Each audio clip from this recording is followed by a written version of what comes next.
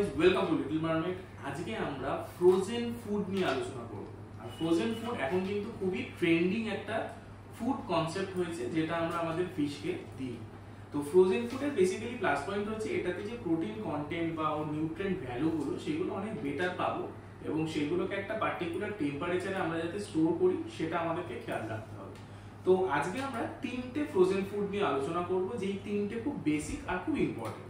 প্রথম হচ্ছে blood worm, second হচ্ছে Artemia, and third very important যেটা নতুন এসেছে সেটা হচ্ছে ব্ল্যাক ওয়ার্মের একটা কম্বিনেশন।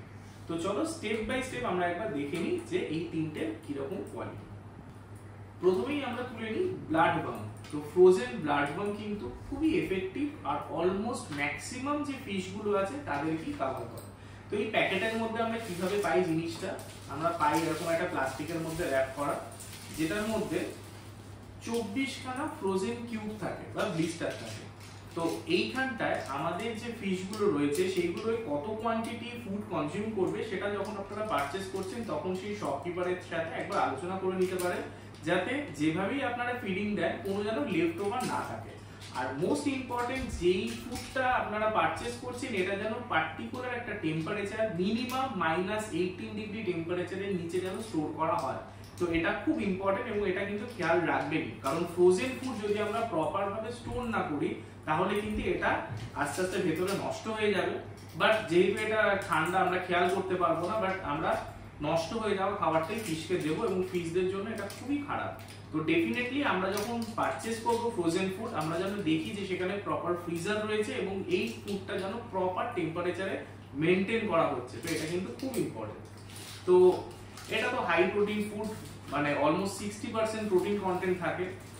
এর সাথে সাথে আমরা আরেকটা ইম্পর্টেন্ট ফুড, সেটা হচ্ছে আর্টেমিয়া। আর্টেমিয়াটাও কিন্তু এখন খুব ট্রেন্ডিং একটা ফুড হয়ে গেছে। তো চলো এটাকেও একবার আনপ্যাক করে দেখে নিই যে আর্টেমিয়া এক্স্যাক্টলি কিরকম ভাবে আসে। এটা তো একই ভাবে আসবে ব্লিস্টারের মধ্যে। প্রথমেই র্যাপ করা থাকবে এবং র্যাপারের ভেতরে 24 খানা ব্লিস্টার থাকবে। এরকম ভাবে সিল প্যাক থাকে এবং 24 খানা ব্লিস্টার থাকে। আর একটা মোস্ট ইম্পর্টেন্ট, আমাদের এই কালার গুলো খেয়াল করতে হবে যে ফ্রেশ কন্ডিশনের যদি ফুড থাকে তার কিরকম কালার হয়, আর যদি এটা রোটেন হয়ে যায় বা ভেতরটা ওটা যদি নষ্ট হয়ে যায় তাহলে এটা কি প্রবলেম হয়।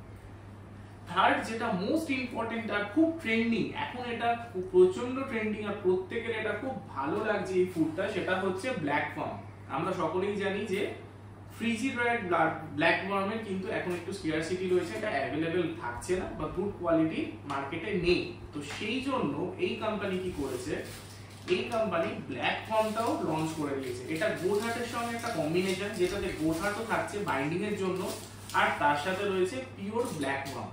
তো এটাও কিন্তু খুব ভালো একটা প্রোডাক্ট, যেটা আমরা আমাদের ডিসকাসকে ইভেন আমাদের সিক্লিডদেরকে খেতে দিতে পারি, ইভেন যারা হাই প্রোটিন চায় যে ফিশগুলো তাদেরকেও আমরা এটা কনজিউম করতে পারি।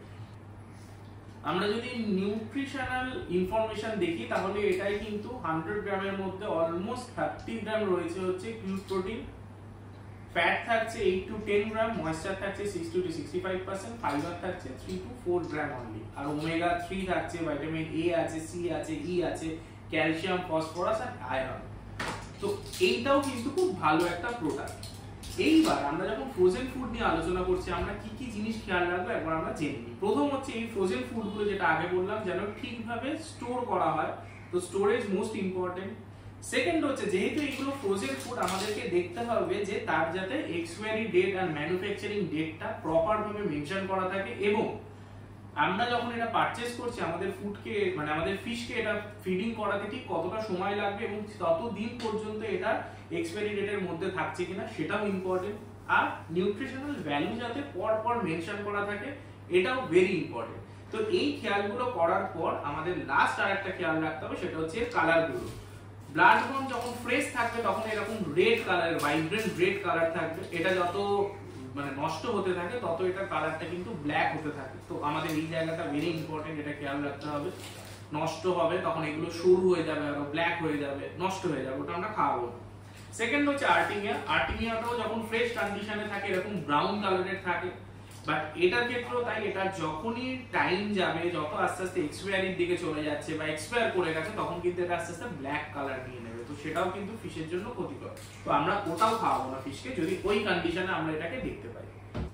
আমরা যদি ব্ল্যাক মাউন্ট নিয়ে কথা বলি, তো সেটা কি করে না, এটাও যদি এক্সপায়ারি হয়ে যায় বা নষ্ট হয়ে যায় বা ঠিকঠাক টেম্পারেচারে না রাখা হয়, এটাও আস্তে আস্তে কিন্তু ব্ল্যাক হয় না, উল্টে এটা অনেকটা হোয়াইটিশ দিকে হয়ে যায়, এবং সেটা দেখলেও বোঝা যাবে ওটার মধ্যে বেসিক্যালি ফাঙ্গাস ডেভেলপ করে গেছে। তো আমরা সেই কন্ডিশনেও কিন্তু আমাদের ফিশদেরকে খাওয়াবো না।